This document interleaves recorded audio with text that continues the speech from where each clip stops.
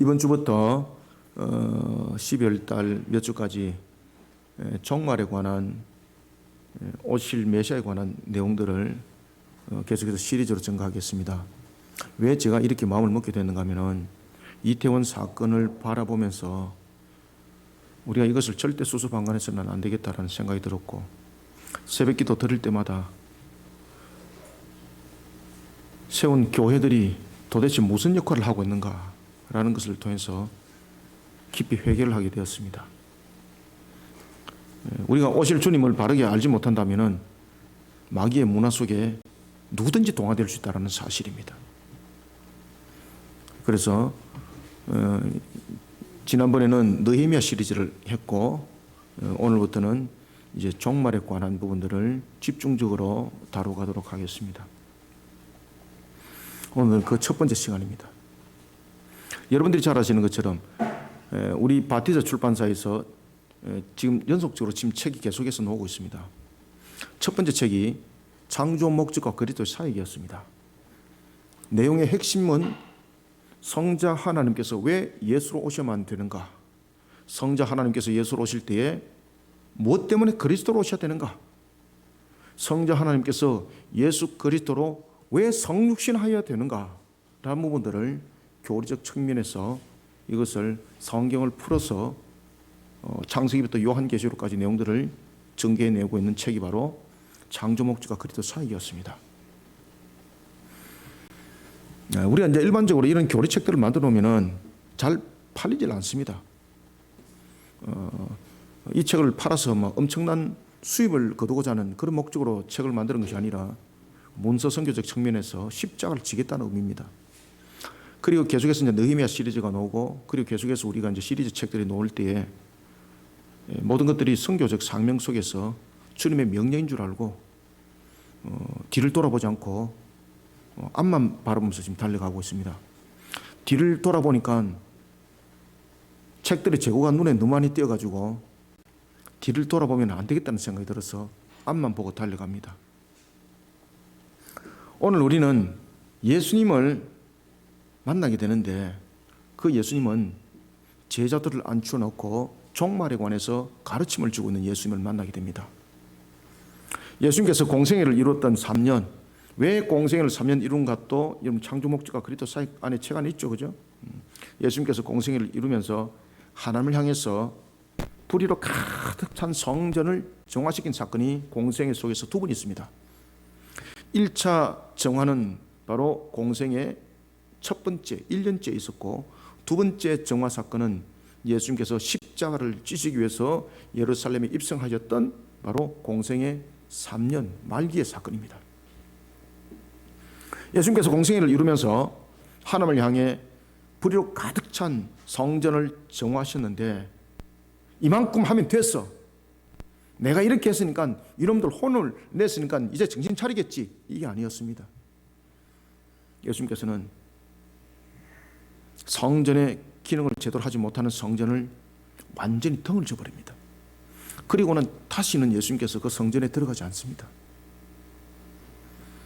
오늘 이 본문 속에서 우리가 기억해야 될 것이 있습니다. 오늘 본문에 보면은 예수님께서 성전을 덩을 졌다라고 말하고 있습니다. 성전을 덩을 쥐고 떠나는 모습, 이것은 무엇을 말하고 있는가? 바로 하나님께서 불의를 행하는 자들을 영원히 심판하겠다는 것을 내포하고 있습니다. 그런 예수님께서 성전을 덩지고 제자들과 함께 올랐던 곳이 어디겠습니까? 감람산입니다. 감람산. 감람산에서 예수님께서 성전을 마주 대하고 앉습니다. 성경에서 그 이야기를 좀 하고 있습니다.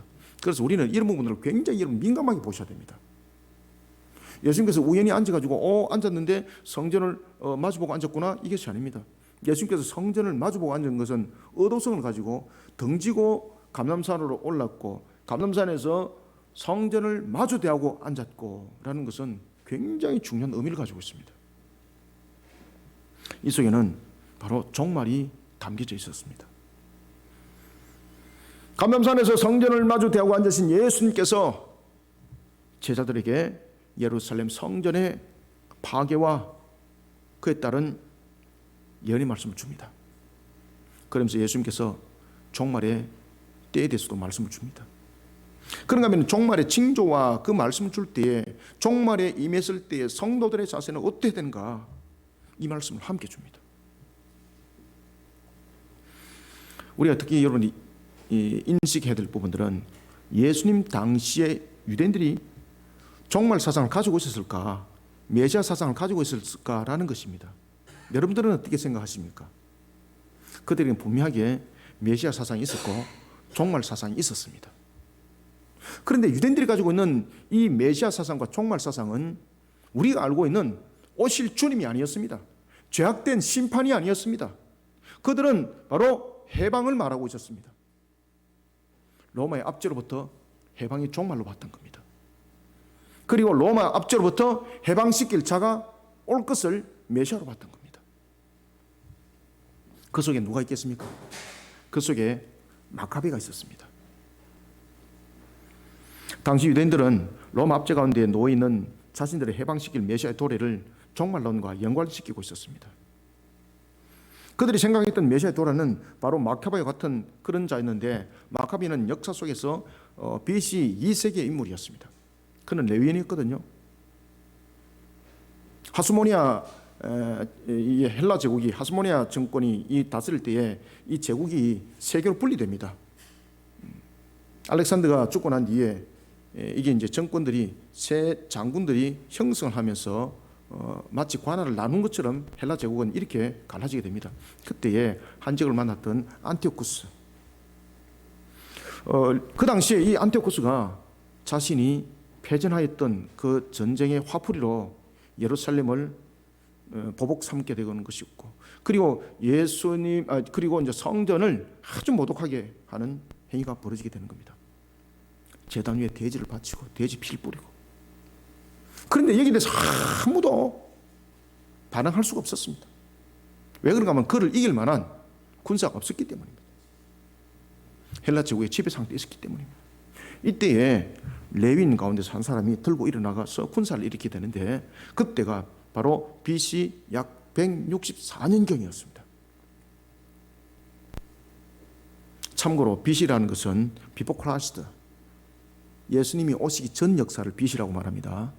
어떤 사람들은 BC 164년 그러니까 참 어렵게 영어 쓰고 있네 이러는데, 그게 아니고요, 이게 예수님 오기 전에 역사적 사실입니다 라는 것을 BC가 설명하고 있습니다. 그래서 그것을 영어로 풀으면 비포 크라이스트라는 것을 약자로서 BC라고 이렇게 말하는 겁니다. BC 약 164년경에 레위인 가운데서 제사장으로 있었던 이 마카비가 군사를 집결시켜서 당시의 헬라 제국의 안티오쿠스의 그 군사들을 물리치고 예루살렘을 잠정적으로 해방을 시켜놓게 되는 겁니다. 그러니까 여러분, 유대인들이 볼 때 얼마나 기뻤겠습니까? 자신의 가슴을 시원케 하는 거예요. 그들은 이런 마카비를 메시아로 그들은 바라봤던 겁니다. 그리고 이제 마카비가 그로부터 이제 이 나라를, 예루살렘을 잠정적으로 다스렸는데, 그 또한 전투 속에서 그가 전장에서 죽음을 당하게 됩니다. 그때가 약 BC 한 168년경 정도 아마 됐을 것입니다. 이런 속에 마카비가 일으켰던 잠정적 해방, 그들은 잊을 수가 없었습니다. 이런 마카비와 같은 인물을 통해서 로마 정부로부터, 로마 군사로부터, 로마 종교로부터 해방을 맞이할 것을 기대하고 있었는데, 그것이 바로 유대인들의 관점의 메시아 도래와 종말론입니다. 그러나 예수님께서는 이런 유대인들의 잘못된 사고 속에 사로잡혀 있는 종말의 도래와 오실 메시아에 대한 부분에 대해서 바른 가르침을 줄 때에 감람산을 오릅니다. 성전을 덩을 칩니다. 원래 여러분들 성전에서 가르쳐야 될 내용들이 중심이 이루어져야 되는데 성전을 떠나버렸습니다. 성전을 덩을 쥐고 갔습니다. 그런데 지금 가르침을 주고 있는데 성전을 지금 맞대하고 있습니다.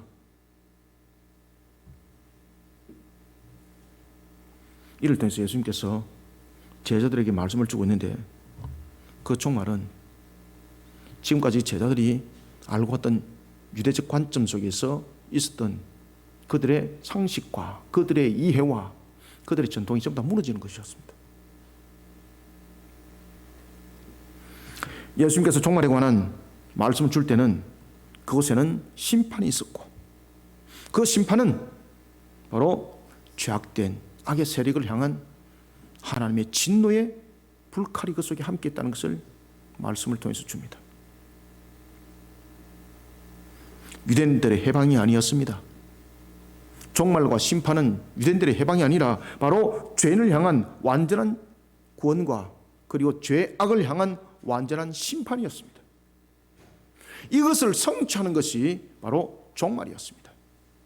사랑하는 성도 여러분, 초림의 예수님께서 우리의 죄를 대속하기 위한 제물로 오셨다면 아시겠습니까? 초림의 주님은 우리의 구원과 관계되는 측면에서 제물로 오심입니다. 그런데 다시 오실 주님은 완전한 심판을 이루기 위한 심판의 주로 이 땅에 오실 것입니다. 그래, 모습이 다른 겁니다. 초림의 모습은 제물이고 두 번째 모습은 심판입니다. 예수님께서는 제자들에게 종말에 관하여 바른 가르침을 주면서 재림을 기다리는 성도의 자세에 대해서 교훈을 주고 있습니다. 재림의 때 나타날 양상에 대해서 말씀을 줍니다. 특히 모든 사람이 볼 수 있도록 하늘에서 일어날 공개적 사건을 통해서 종말의 예고를 예수님께서는 말씀을 주면서 종말을 잘 준비하도록 해라. 오늘 우리는 예수님께서 주신 이 말씀을 통해서, 짧은 본문입니다만 이 말씀을 통해서 우리는 종말을 어떻게 잘 준비하는 자가 되어야 되는지를 우리는 삼가 깨달으셔야 됩니다. 오늘 이 본문은 짧은 본문입니다만 요한계시록의 인의 재앙과 나팔 재앙과 그 속에 그대로 나타나는 본문들입니다. 오늘 우리는 이 본문을 통해서 종말을 어떻게 잘 준비해야 될지 세 가지 관점 속에서 종말을 반드시 이 관점을 가지고 이 관점을 떠나지 마시고 우리는 이 관점 속에서 사역해야 되고 이 관점 속에서 우리는 신앙을 해나가야 됩니다. 그래서 제가 지금 오늘부터 종말 시리즈를 나가는 것입니다. 먼저 첫 번째는 우리가 종말을 어떻게 잘 준비해 나가야 되는가. 우리가 24절 한번 읽읍시다. 시작. 그때에 그 환난 후 해가 어두워지며 달이 빛을 내지 아니하며. 아멘. 자, 여러분들, 우리가 종말의 대표적인 현상이 무엇입니까? 여섯 번째 지금 이 본문은 지금 여섯 번째 인의 재앙의 내용들을 지금 다루고 있는 것이거든요. 요한계시록 보면 여섯 번째 인에 대한 현상들이 지금 오늘 이 본문의 이 말씀들입니다. 우리는 이 본문을 통해서 이 본문이 지금 주시하고 있는 것을 여러분 잘 기억하셔야 됩니다. 이 본문을 통해서는 사람의 눈으로는 대환란을 통해서 그 현상을 보게 되는 것이고 종말을 보게 되는 것이고, 그런데 오늘 이 본문 속에서는 굉장히 중요한 내용들을 담고 있습니다. 그것은 바로 뭔가 하면 해와 달과 별입니다. 그리고 권능을 이야기를 하고 있습니다. 이 속에서 여러분들이 놀라운 사실을 발견하셔야 됩니다. 먼저 첫 번째는 24절부터 25절을 통해서 종말의 대환란을 통해서 마귀와 세상의 악한 권력자들을 하나님께서 반드시 심판한다는 사실입니다. 오늘 본문이 그것을 말하고 있습니다. 반드시 심판한다는 이 사실을 우리는 믿음으로 바라보면서 어떻게 되는가 하면요, 정의롭고 공의로운 세상을 세워나가면서 종말을 잘 준비하는 자들이 되어야 됩니다. 오늘 장로님 기도할 때 그렇게 기도했잖아요. 그죠? 아마 오늘 본문을 읽고 한번 오신 것 같아요. 그죠? 그래서 제가 기도하는데 참 마음이 많이 통해서 기뻤습니다. 우리가 여러분들 이태원 사건을 우리가 겪으면서 우리가 영으로 볼 수 있는 눈이 있어야 됩니다. 우리가 이태원 이 사건을 통해서 영적으로 그 사건을 보지 못하면 끝난 겁니다. 이미. 그 이태원 사건을 통해서 정의와 공의가 무너졌는데 무슨 정의와 무슨 공의가 무너졌는가를 여러분 잘 아셔야 됩니다. 아시겠습니까?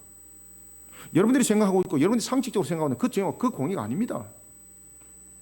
세상 법에는 정의와 공의가 없습니다. 죄송합니다만 정의롭다 공의롭다라는 것은 완전성 속에서 나와야 됩니다. 정의로울 수 있고 공의로울 수 있는 것이지 정의롭지 못하고 공의롭지 못합니다. 세상에 어떤 법을 강화시켜도 세상의 법은 정의롭지 못합니다. 어떤 법도 세상의 법은 공의롭지 못합니다. 여러분들 아시겠습니까? 그러면 정의로울 수 있고 공의로울 수 있는 법이 되기 위해서는 어떻게 되는가 하면요, 하나님의 법도와 규례 안에 들어가야만 됩니다.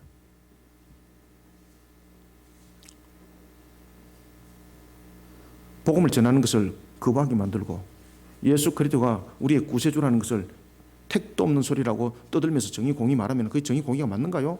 아닙니다, 여러분들. 그것은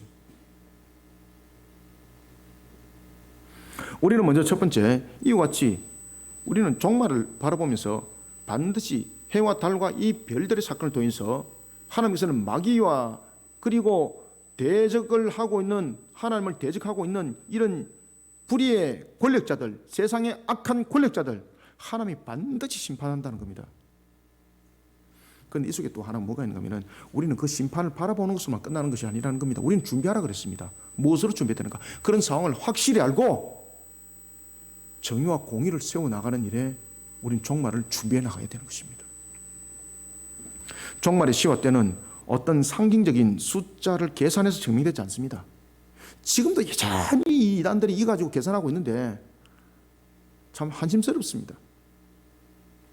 종말은 다윗의 이름의 숫자, 여러분들이 잘 알고 있는 레오의 그 숫자, 네로가 여러분들 그 숫자를 합치면은 이 부분들을 숫자로 풀면은 666이라는 숫자가 나옵니다. 아, 이거 맞구나. 어디든지 끌어내주면은 666은 언제든지 맞출 수 있습니다. 종말은 숫자 풀이로 나오는 것 아닙니다. 특히 우리나라 한때 1980년대 다미성교회 그런 숫자 풀이를 통해서 나라가 발칵 뒤집어진 사건이 있지 않습니까? 그러는 뒤에 그 사건이 무엇으로 결국 드러났습니까? 사기꾼들이 집단이었다. 그죠? 사기꾼들이 집단이었다. 그 자신이 그 입으로 고백했지 않습니까? 그러면서 일어났던 것이 전부 다 대대적인 구속사건으로 그 문제들은 종결을 짓게 되었습니다. 이런 부분들이 우리나라의 기독교 역사 속에서 초기의 역사와 함께하고 있습니다.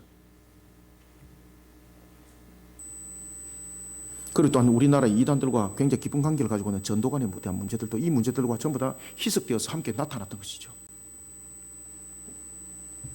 여러분, 종말의 시와 때는 어떤 상징적 숫자를 계산해서 정리되는 것이 아닙니다. 그럼 주님께서 이 말씀 안 줍니다. 여러분들 아시겠습니까?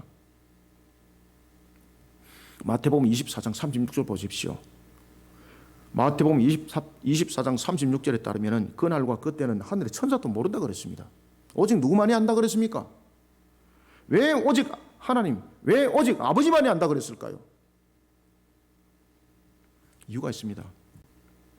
그 이유는 바로 하나님의 택한 백성에 있습니다. 하나님의 택한 백성은 누가 결정하나요? 하나님이 직접 결정합니다. 그래서 구원은 하나님의 선택입니다. 그것을 가리켜서 하나님의 전적인 은혜로 말미암아라는 것입니다. 구원은 누구의 자격으로 만들어지는 것이 아닙니다. 유대인들이 주장하고 있는 서민사상, 아브라함의 혈통, 할례를 행한 흔적, 시내산 율법, 이 세 가지를 통해서 그들은 선민사상을 말하고 있습니다. 그런데 놀랄 사실은 주님께서 내가 언제 너희들에게 그 약속을 했냐? 이 말씀을 주고 있지 않습니까? 구원받을 자의 선택은 조건으로 되는 것이 아닙니다. 조건이라는 것은 그 상대성이 성립이 되어야 되는 겁니다. 그런데 구원은 조건이 아닙니다. 선택입니다. 선택. 하나님 편에서 선택입니다. 그래서 저같이 못생기고, 저는 사실은 이제 성장해서 나이가 많이 들어서 이제 못생긴 걸 알았는데, 그전에는 저희 부모님들이 하도 잘생기다 그래가지고 제가 대한민국에서 제일 잘생긴 줄 알았었거든요. 그래, 옆에 친구들이 한 못생기다 그래가지고, 야, 너 눈이 삐뚤어지냐? 내처럼 잘생긴 사람이 어디 있냐? 이래 있었는데, 제가 이제 현실에 입각해가지고 눈이 똑바로 돌아오고 난 뒤에 현실에 입각해서 이제 거울을 보니까 내보다 잘생긴 사람들이 많더라고요. 그래서 깨달았습니다. 아, 부모님들이 나를 그렇게 사랑했구나.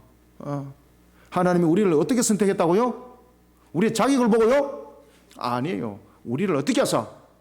사랑하사 아시겠습니까? 그런데 사랑받을 조건이 있을까 없을까요? 아무것도 없습니다. 아무것도 없습니다. 그래서 우리가 구원이라는 것은 하나님의 전적인 은혜되 하나님의 무조건적 선택이 되는 것입니다. 조건이 있다 없다? 없다. 그래서 그것을 가리켜서 무슨 선택? 그렇죠. 맞습니다. 무조건적 선택이라고 말씀을 주고 있는 겁니다. 근데 내가 보니까 내가 죄는 것이죠. 그죠?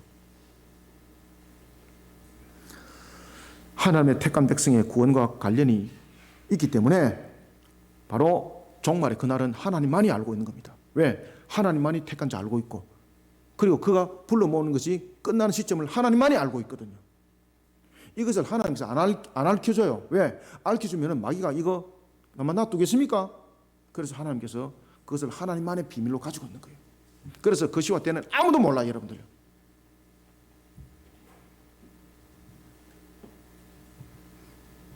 요한계시록에 등장하는 인의 재앙, 나팔 재앙. 우리는 재앙이라 그러면 무섭잖아요. 끔찍스러워, 두려워. 그런데 종말의 현상을 나타내고 있는 이 재앙은 재앙임과 동시에, 쉽게 말하면 회초리와 몽둥이가 작용을 하는 동시에 이것이 하나님의 택한 백성을 불러 모으는 수단의 도구로 사용한다는 사실입니다. 예수님께서는 종말의 재림과 심판을 알리는 현상이 하늘에서 뚜렷하게 나타날 것을 이제 제자들에게 가르칩니다. 그때에 종말의 재림과 관련하여서 악한 세력과 그 권세자들을 향한 심판이 두 가지 현상을 통해서 나타날 것을 지금 오늘 본문이 깨달아 알도록 합니다. 그 첫 번째가 무엇입니까? 바로 해와 달과 별입니다. 해와 달과 별이 빛을 잃어버릴 것을 말씀을 주고 있습니다. 해와 달과 별들이 빛을 잃어버리는 것은 모든 사람이 종말의 현상을 보게 된다는 이야기고, 그런가 하면 이 해와 달과 별이 어떤 기능을 하고 있는가를 반드시 잘 아셔야 됩니다. 이 해와 달과 별이 빛을 잃어버린다는 것은 자연 가운데 일어나는 대변화만을 말하고 있지 않습니다. 이것은 일반적 보편적으로 종말이 되었다는 것을 우리에게 보여주는 것과 동시에 이것은 바로 창세기의 내용들을 담고 있습니다. 창세기 1장 16절 보십시오. 하나님께서 해는 낮을 주관하게 창조했습니다. 달은 밤을 주관하게 창조했습니다. 그런데 아담의 죄로 말미암아서 세상 가운데 죄악이 가득 차게 되었습니다. 에베소서 2장 2절에 의하면 하나님 앞에 죄를 범한 세상에 대해 마귀가 권세를 잡습니다. 그 권세가 낮을 주관하는 해의 권세를 잡았고 밤을 주관하는 달의 권세를 잡은 겁니다. 이런 가운데서 욥기 31장 26절과 27절에 따르면 해의 권세와 달의 권세로 마귀가 흑암의 세력을 이끌어가게 되는 겁니다. 아시겠습니까? 마귀가 무슨 권세로 세상을 이끌어가겠습니까? 낮을 주관하는 것은 분명히 해였고 밤을 주관하는 것은 달의 권세인데 그 권세를 쥐어만이 되는 것이죠. 그 권세를 쥔 거죠. 아담이 죄를 범하면서 아담이 그 모든 것들을 다스려갔던 그 권세를 박탈당한 거죠. 그래서 예수님이 그리스도로 오셔야 되는 거예요. 그 책에 나와 있지 않습니까? 우리 창조 목적 그리스도 사역. 이 창조 목적과 그리스도 사역을 탐독했던 분은요, 지금 제가 무슨 이야기를 하고 있는지 그냥 하늘에서 문이 열리게 되어 있습니다.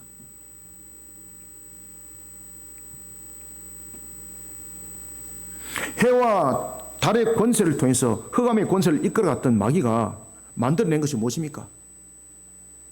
바로 우상 숭배를 만들어갑니다. 해 권세, 달의 권세를 딱 통해서 우상 숭배를 딱 만들어갑니다. 그리고 또한 유다서 1장 13절 보십시오. 유다서 1장 13절에 따르면 별의 권세를 통해서 하나님의 법을 떠나도록 만들어버립니다. 유리하도록 만들어버립니다. 그래서 이것이 베드로전서 5장 8절과 연결됩니다. 베드로전서 5장 8절에 무슨 내용이 있습니까? 마귀가 우는 사자같이 두루다니며 삼킬 자를 찾고 라는 내용이 전부 다 이렇게 연결되는 겁니다. 종말의 현상 가운데 해와 달과 별이 빛을 잃는다는 것은 죄악된 세상의 권세 자리에 세워진 마귀에 속한 악한 권력자들의 그 세력이 영원하지 못한다는 이야기고, 그리고 그 권세를 잃어버린다는 것을 말하고 있습니다. 요한계시록 18장 2절과 3절이 증거하고 있습니다. 영원히 무너지지 않을 것만 같았던 해와 달과 별의 권세로 세워졌던 큰 성 바벨론,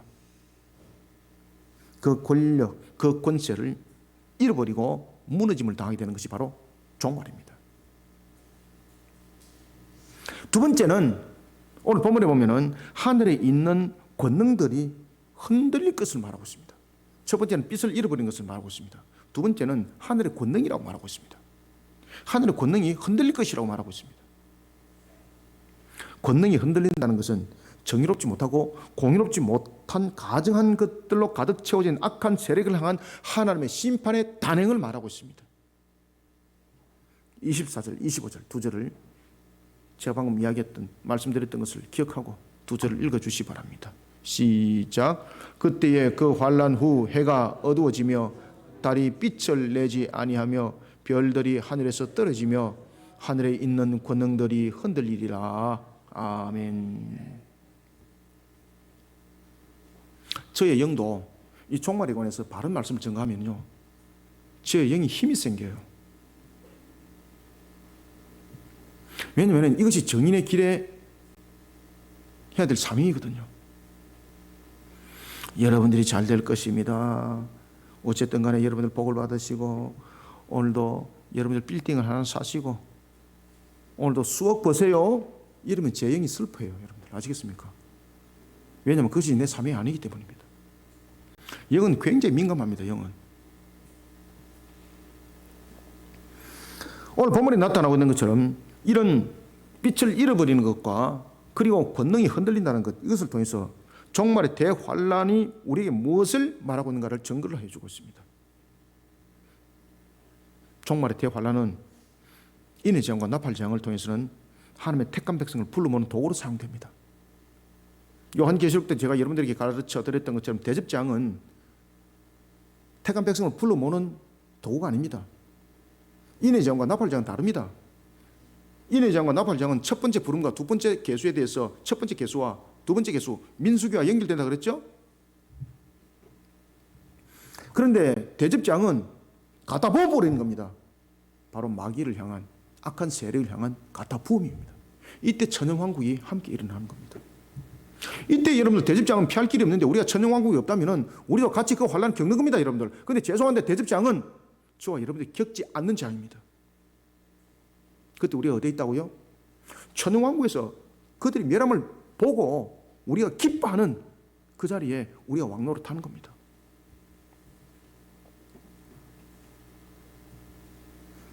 종말에 대한 대환란, 하나님의 택한 백성을 불러모으는 도구로 사용되는 겁니다. 그 이전에 종말의 대환란은 하나님의 정의롭고 공의로운 심판이 마귀의 무리들 향해 내려질 것을 지금 예언을 하고 있습니다. 종말의 대환란이 우리를 향해서 음성을 들려줍니다. 우리로 하여금 하나님의 일하심을 세상 가운데 증거하며 종말을 잘 준비하라는 것입니다. 사랑하는 성도 여러분, 악한 세력의 해와 달과 별의 권세 앞에 엎드리는 자는 소망이 없습니다. 그래서 만몬주의와 과학 우선주의 이런 것에 엎드린 자들은요 게임셋입니다. 여러분들. 악한 자들 앞에 하나님의 법도와 규례를 담아내는 정의를 세워야 합니다. 우린 여러분 세상의 정의와 공의가 아닙니다. 우리는 어떤 정의를 세워야 되고 어떤 공의를 세워야 되는지 잘 아셔야 됩니다. 우리는 정의로운 사회를 만들어야 되고 공의로운 사회를 만들어야 됩니다. 그러면 이 정의는 무엇이고 공의는 무엇인가에 대해서 우리는 확실히 증거해내면서 우리는 종말을 준비해야 됩니다. 세상을 향해서 정의로 해야 됩니다. 공의로 해야 됩니다. 이러니까 사람들은 어떻게 인지하고 있는가 하면은 법을 잘 지켜야 되는갑다. 이렇게 인식을 하고 있습니다. 그럼 그 법이 무슨 법인가라는 것입니다. 법은 맞거든요. 정의와 공의에 대해서는 법은 맞거든요. 그런데 그 법이 무슨 법인가를 우리가 가르쳐야 되는 겁니다. 정의의 법은 하나님의 법도와 규례에 담겨져 있습니다. 아시겠습니까? 그래서 우상 숭배를 배척하고 주일 성수를 거부하는 것들은 이 정의로운 무게로부터 전부 다 이탈되는 겁니다.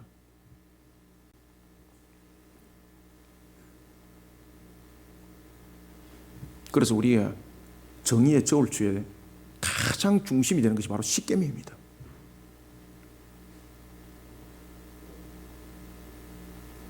세상의 말입니다.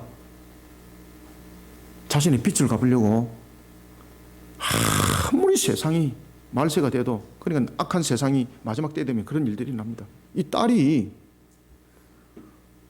어머니 소유로 되어 있는 것을 자신의 소유로 가져가려고 60대 어머니고 30대 딸이었는데 어머니의 부동액을 미는 거예요. 그 어머니는 그것을 먹고 사망을 해버렸습니다. 사망인데 사망 원인이 이상한 겁니다. 그래서 해부를 했습니다. 국가수에서 해부를 했는데 이 사망의 원인이 부동액을 먹어가지고 사망을 한 거예요. 딸을 잡았습니다. 그러면서 그 딸이 자수를 했습니다. 왜 그러냐 이러니까 내가 빚에 쪼달려가지고 어머니가 죽고 나면은 그것이 내 소유가 되어서 그것을 가지고 빚청산을 하려고 그랬습니다. 왜 그런 일들이 벌어졌을까요?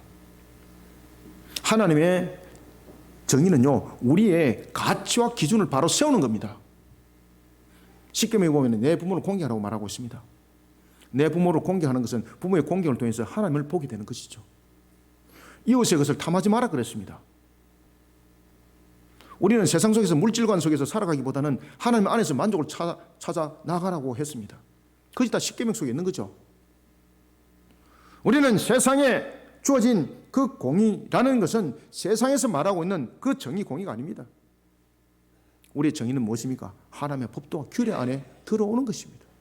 그 중심에 바로 십계명이 있는 것입니다. 이것을 벗어나면 정의롭다 말할 수 없습니다.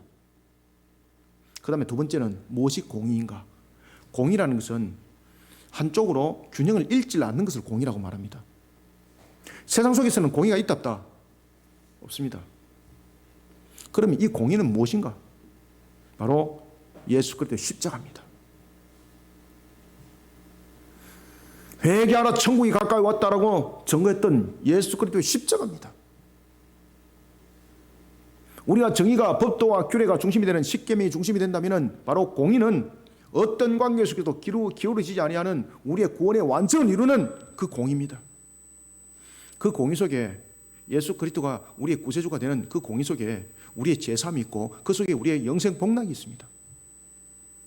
악함이 없습니다. 그래서 공의로움입니다.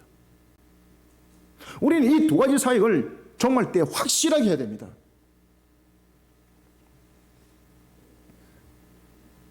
예수 그리스도의 십자가 구원을 선포하는 공의를 세상 가운데 세워나가며 종말을 하나님이 기뻐하는 방향으로 준비해 나가는 우리 모두가 되기를 소원합니다.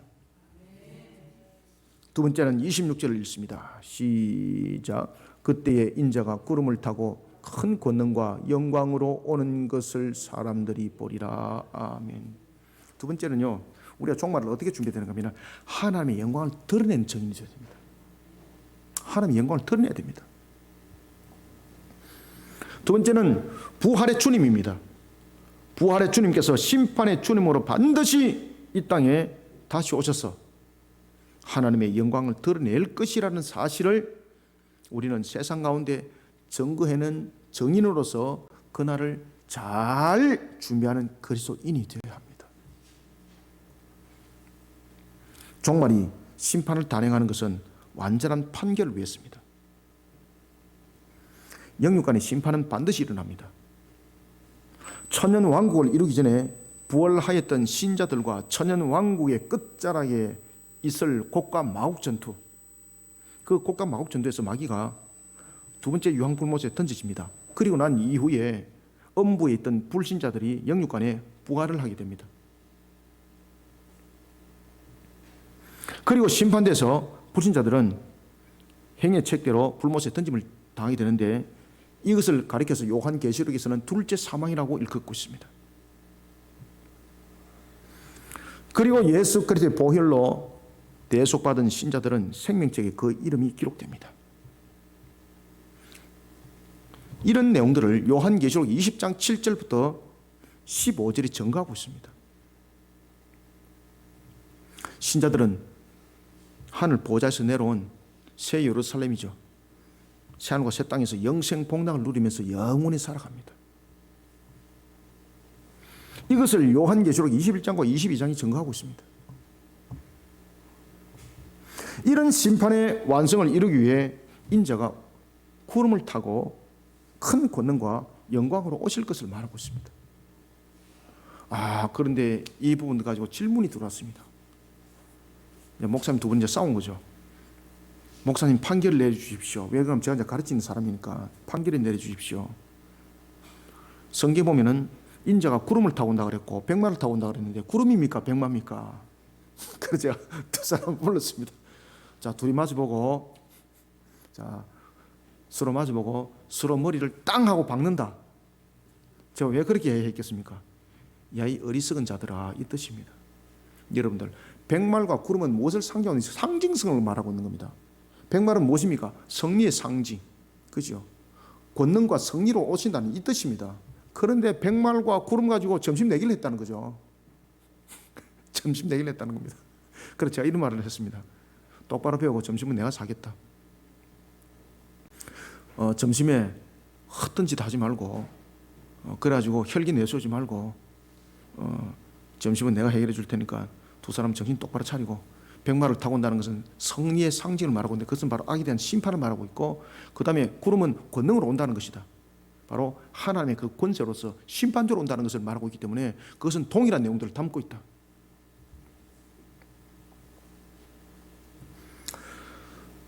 둘째, 사망이라 일컫는 그 사건, 그리고 예수 그리스도의 보혈로서 대속을 받은 신자들은 생명체 그 이름이 기록되는 것이 요한계시록 20장 7절부터 15절에 증거하고 있습니다. 그리고 또한 새하늘과 새 땅이라는 새 예루살렘에 거하면서 영생 복락을 누릴 것을 또한 성경은 말하고 있는데, 그것이 요한계시록 21장과 22장에 있더라는 것입니다. 이런 모든 것들을 이루기 위해서 심판의 주님이 큰 권능으로 영광으로 오신다는 거예요. 여러분, 초림의 주님께서 대속을 이루는 뜻을 성취하기 위해서 자신을 일부분만 공개하고 옵니다. 그때 일부분만 공개하고 오실 때에 유대인들에게는 누구에게만 이 부분들을 공개합니까? 목동들이죠. 그리고 두 번째는 누구에게 공개를 하고 있습니까? 이방인들이죠. 그죠? 동방에 있는 박사들. 그런데 누구에게는 안 알렸다?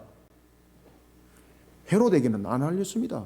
누구에게는 안 알렸다? 제사장들에게는, 대제사장들에게는 안 알렸습니다. 여러분 아시겠습니까?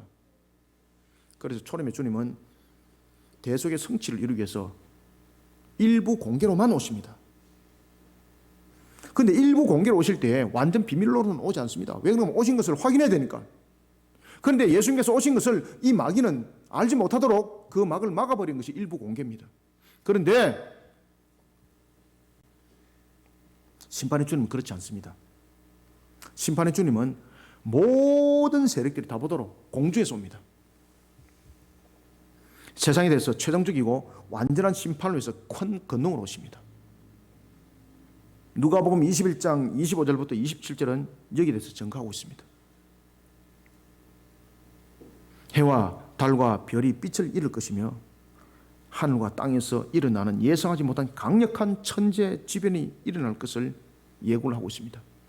이때 비로소 세상 사람들은 세상에 임할 종말이 무엇인가를 그들은 생각하게 되고 무서워하게 되고, 성경은 말합니다. 기절할 것이다.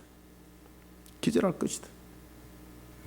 종말의 심판이 단행된 것에 대해서 그 말씀을 비웃은 자들, 말씀대로 도래되는 종말을 보고 기절하게 될 것이다. 이것이 정말 종말이구나. 기절하게 될 것이다. 26절을 다시 한번 읽습니다. 시작. 그때에 인자가 구름을 타고 큰 권능과 영광으로 오는 것을 사람들이 보리라. 아멘. 재림의 주님이 심판의 주로 이 땅에 다시 오실 때에 불신자들은 이를 갈게 될 것입니다. 그러나 신자들은 로마서 5장 2절의 말씀처럼 하나님의 영광을 바라보고 절구할 것입니다.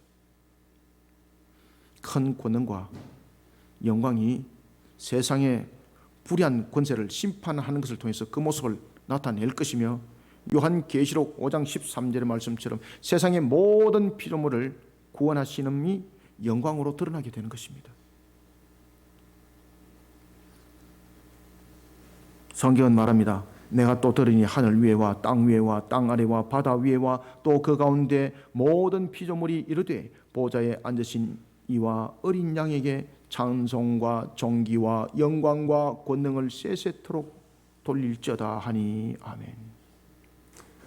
사랑하는 성도 여러분,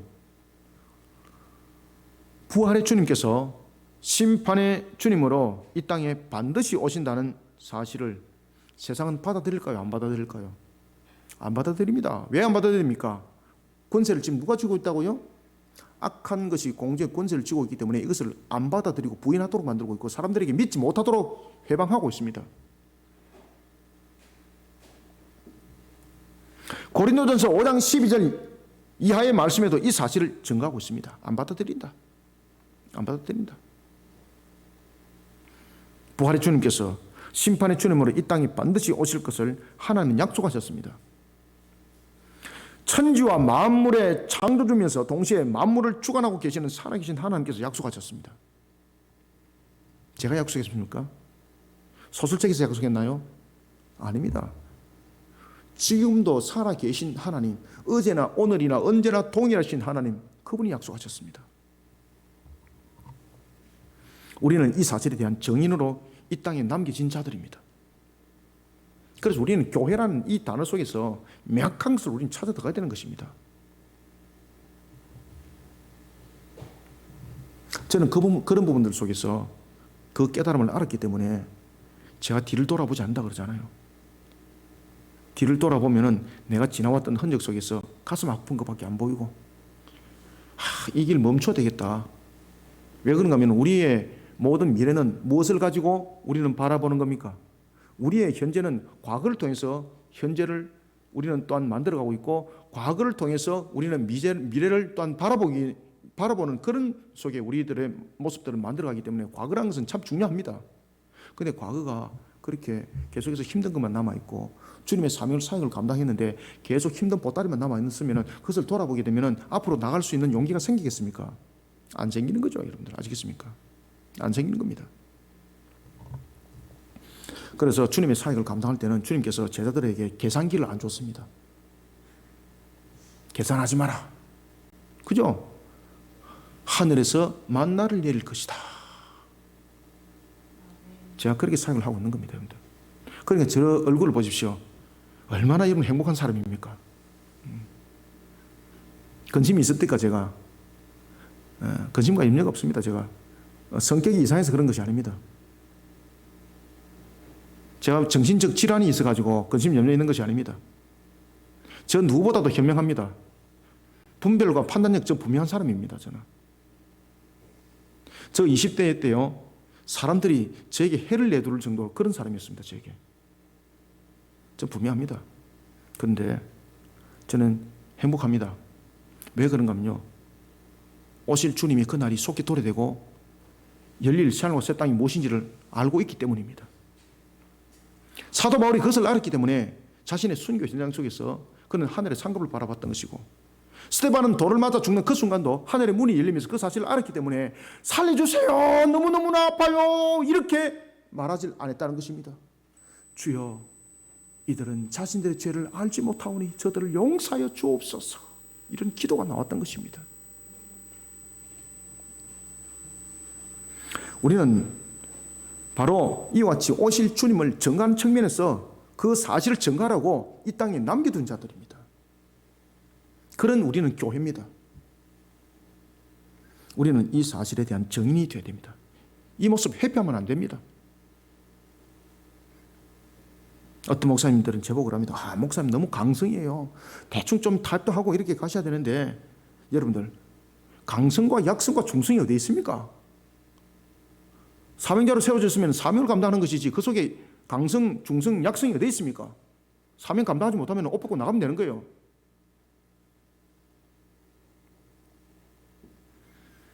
이사야서 2장 12절과 이사야서 13장 6절은 심판의 날을 가리켜서 무슨 날이라고 말하고 있습니까?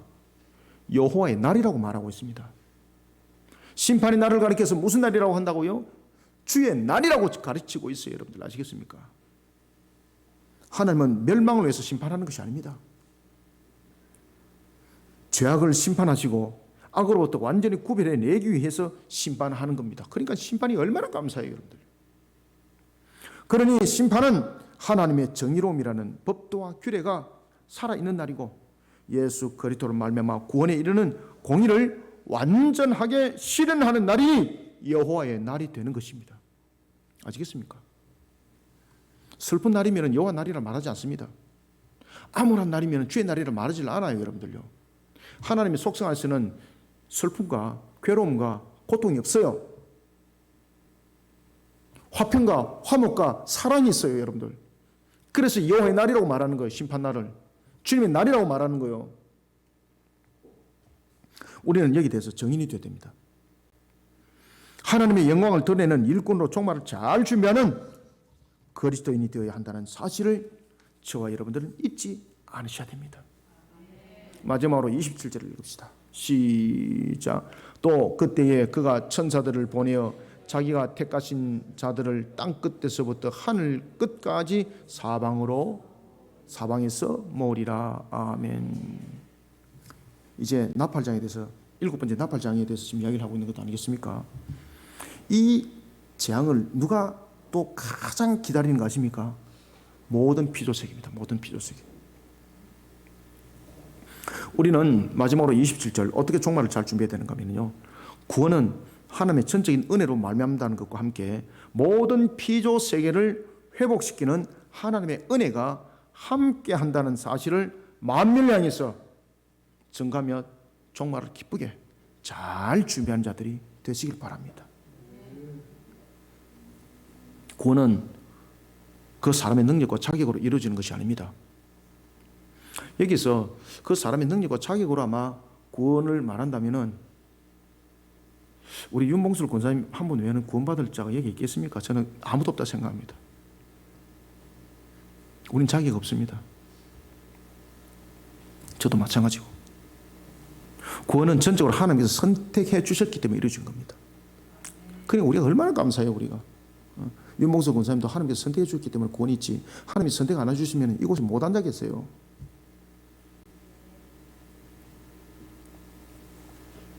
하나님의 전적인 은혜로 말미암아 라는 이 말씀을 우리는 반드시 기억하셔야 됩니다. 인의 재앙 과정에서 택한 백성이 복음 가운데 부름을 받습니다. 그것을 우리가 첫 번째 계수라 말하지 않습니까? 그런데 남은 자들이 있습니다.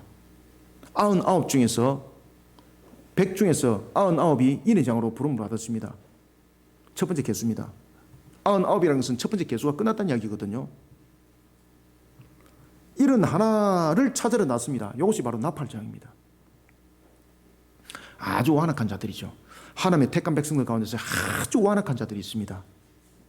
막 복음을 거부하고, 대표적으로 여러분 머릿속에 누가 떠오릅니까? 그러니까 어떤 사람은 대표적으로 누가 떠오릅니까? 그러니까 목사님이 떠올라요. 죄보고 여러분들 뭐 하라는 이야기 아닙니다. 본인 생각은 안 하고 누가 떠올라 이러니까 목사님이, 완악한 목사님이 떠올라요. 사도 바울을 떠올리시기 바랍니다. 복음을 거부하고 심지어 핍박하고 돌로 쳐 죽이는 일에 집행관이 되고, 그리고 이방 땅에 있는 그리스도인을 체포하기 위해서 공문서를 가지고 갔던 사도 바울의 옛 모습이 바로 완악한 자입니다. 그래서 사도 바울은 자신을 가리켜서 뭐라고 고백했습니까? 그렇죠. 죄수 가운데서 어떻다고요? 괴수라 그랬습니다. 괴수.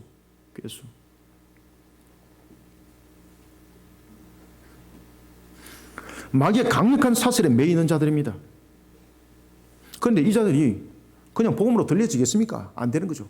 그러니까 몽둥이가 이제 필요한 겁니다. 우리가 부모님들이 훈계할 때 단계가 있죠. 3단계, 그죠? 첫 번째는 말로 합니다. 말로 이제 잘 안 되면은 무엇이 등장합니까? 해초리 등장하는데, 이제 더 말 안 되면 무엇이 등장합니까?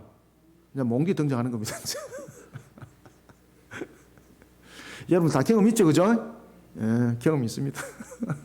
뒤에 이제 두 분은 이제 경험했는데, 여기 저 고백서에도 여기 있습니다. 몽기가 두드려 맞은 거. 바로 나팔장이 바로 그런 겁니다. 아주 완악한 자들. 저는 이 완악한 자들 이러면요, 저희 형제 가운데 저희 형님이 딱 머릿속에 떠올라요. 얼마나 말 안 듣는지 막, 부모한테 얼마나 말 맞았는지 모릅니다. 그래서 지금은 이제 뭐 시를 쓴다고 이제 있으면서 뭐 복음에 관해서도 뭐 쓰고 그러던데, 제가 그런 이야기합니다. 진실을 항상 담아내는 시가 되길 바랍니다. 글을 잘 쓰겠더라고요. 남은 자들의 구원의 시련, 바로 이 나팔장을 통해서 99은 첫 번째 부름을 받았고, 남은 하나. 그래서 그 두 개가 합쳐서 100이 되는 겁니다. 그 100을 우리는 완전 구원의 숫자, 충만한 숫자라고 말을 하는 겁니다. 요한계시록 14장 16절과 요한계시록 15장 56절 이하는 증가하고 있습니다. 완악한 남은 자의 구원이 시련, 바로 7번째 나팔장이 불려질 때입니다. 이것을 우리가 마지막 구원이라고 말하는 겁니다. 마태복음 18장 12절부터 14절에서 증가하고 있듯이 구원의 개수는 100으로 채워집니다. 이게 이제 히브리 관점들을 여러분 가지고 있어야 됩니다. 아시겠습니까? 열이라는 것은 꽉 찬 숫자잖아요. 꽉 찬 숫자인데 그것을 100으로 말하는 것은 신약과 구약 시대에 첫 번째 개수와 두 번째 개수를 다 합쳐서 지금 100이 되는 겁니다. 인의 재앙에서 부름받은 99가 남은 자의 수인 하나가 나팔장을 통해서 채워집니다. 그래서 100이 되는 겁니다. 그리고 하늘의 문이 닫힙니다. 구원의 마지막을 알리는 나팔이 울려 퍼지는 그날 하늘의 문이 닫히고 구원의 완전함을 이루게 된다는 사실을 잊지 말고 만민을 향해서 우리는 증거해야 됩니다. 구원은 능력과 자격이 아닙니다. 하나님의 전적인 은혜로 말미암다는 사실을 만민을 향해 증거해야 됩니다. 종말을 은혜롭게 준비해내는 그리스도인이 되어야 됩니다. 27절 함께 읽습니다. 시작. 또 그때에 그가 천사들을 보내어 자기가 택하신 자들을 땅끝으로부터 하늘 끝까지 사방에서 모으리라. 아멘. 사랑하는 성도 여러분, 구원은 하나님의 전적인 은혜로 이루어질 때 사람에게만 적용되는 거 끝나지 않습니다. 우리가 이걸 창세기에 보면은 사람의 죄로 인하여서 창세기 3장에서 가시와 엉겅퀴가 있습니다. 이 가시와 엉겅퀴 해결돼야 되잖아요. 그죠? 이 자연을 통해서 일어나는 이 문제 해결돼야 되는 거잖아요. 바로 구원은 그런 겁니다. 로마서 8장 21절은 증가합니다. 그 바라는 것은 누구도 피조물도 바란다는 거예요. 피조물도 썩어짐의 종로로 탄 데서 해방되어 하나님의 자녀들의 영광의 자유에 이르는 것이라고 말하고 있습니다. 그러니까 이 종말을 누구도 함께 기다린다고요? 자연의 피조물도 함께 기다리고 있는 거예요. 로마서 8장 22절은 계속해서 증가합니다. 인간의 죄로 인하여 생겨난 가시와 엉겅퀴, 이 가시와 엉겅퀴의 저주 가운데 놓여있던 피조물이 탄식하면서 함께 고통을 겪고 있습니다. 그러니 당연히 이 피조물들이 속히 주님이 재림하는 것을 기다리고 있습니다. 우리의 완전한 구원은 바로 이와 같이 인간의 구원으로만 끝나는 것이 아니라 바로 피조 세계를 향한 완전한 회복을 함께 담고 있는 것이니 바로 가시와 엉겅퀴의 해결에 했던 것입니다. 심판의 주님이 이 땅에 오시는 그날 이 모든 것들이 완성을 이루게 됩니다. 우리는 이런 기쁜 소식을 만민을 향해 바르게 증거하며 종말의 기쁨을 잘 준비하는 그리스도인이 되어야 합니다. 말씀을 맺겠습니다. 종말은 반드시 도래합니다. 종말은 지구와 우주의 한계로 나타난 결론이 아닙니다. 그래서 종말은 과학으로 설명되지 않습니다. 설명해서도 안 됩니다. 종말은 말씀으로 해석해야 됩니다.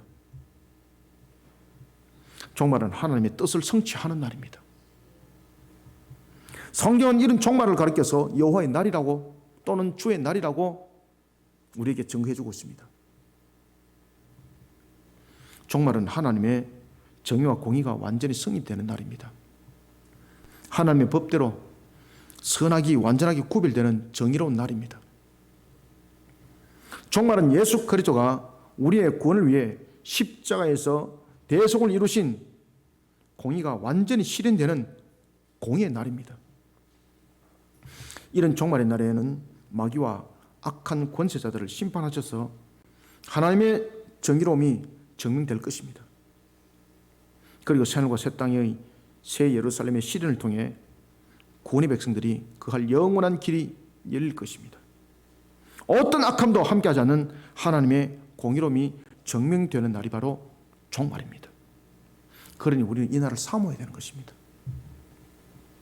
사랑하는 성도 여러분, 종말은 불신자들에게는 절망의 날이지만 구원받을 우리에게는 영생, 복락 그리고 소망이 실현되는 기쁨의 날입니다. 복된 날이죠. 그래서 여호와의 날이고 주님의 날입니다. 피조물도 기뻐하는 날입니다. 바로 이 날이. 우리는 이런 종말을 세상 가운데 증거하면서 종말을 잘 준비하는 그리스도인들이 되시기를 주님의 이름으로 축원합니다. 살아계에 있어서 역사하시는 주님, 오늘도 우리에게 은혜 담비를 보여주시니 감사합니다. 주 예수 그리스도를 믿으라, 그러면 너와 내 집이 구원을 받으리라. 오늘도 우리가 세상을 향해서 하나님의 법도와 규례 속에 정의를 세우고 예수 그리스도의 십자가를 통해서 공의를 세워나가는 사명사역 속에 굳건하게 세워주옵소서. 이 사명들을 감당하면서 우리 거리심교회 바티스 사역을 이루사오니 또한 우리 바티스 사역을 통해서 하나님 영광 받으시고 이 모든 사명사역 속에 힘을 다하여 주옵소서. 특별히 우리가 종말을 잘 준비한 자들이 되기를 원합니다.